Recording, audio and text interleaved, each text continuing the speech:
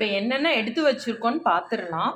கருஞ்சீரக பொடி, கருவேப்பிலை பொடி, பீட்ரூட் பொடி, செம்பருத்தி பூவோட பொடி, கரிசலாங்கண்ணி பொடி, நெல்லிக்காய் பொடி, சோற்றுக்கற்றாழை பொடி, இது மருதாணி பொடி எடுத்து வச்சுருக்கேன். அப்புறம் வேப்பிலை, வல்லாரை, கடுக்காய், இது எல்லாத்தையுமே நான் எடுத்து வச்சுருக்கேன். இது கூட நீங்கள் துளசி வேணும்னாலும் சேர்த்துக்கலாம். துளசி ரொம்ப நல்லாயிருக்கும்.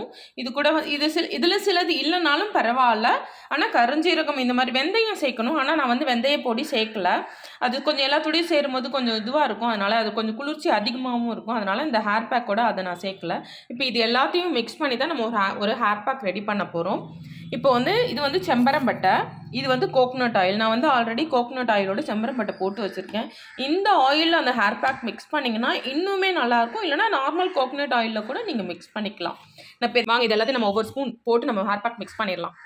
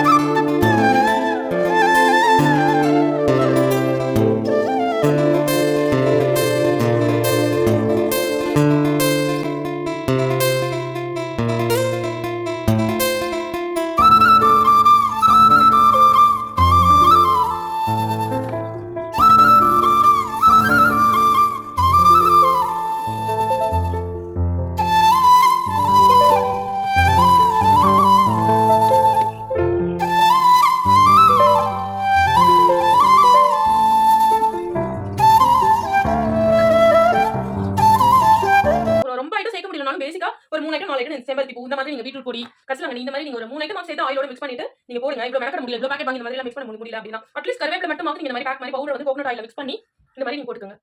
இந்த மாதிரி நம்ம போட்டுக்கலாம்.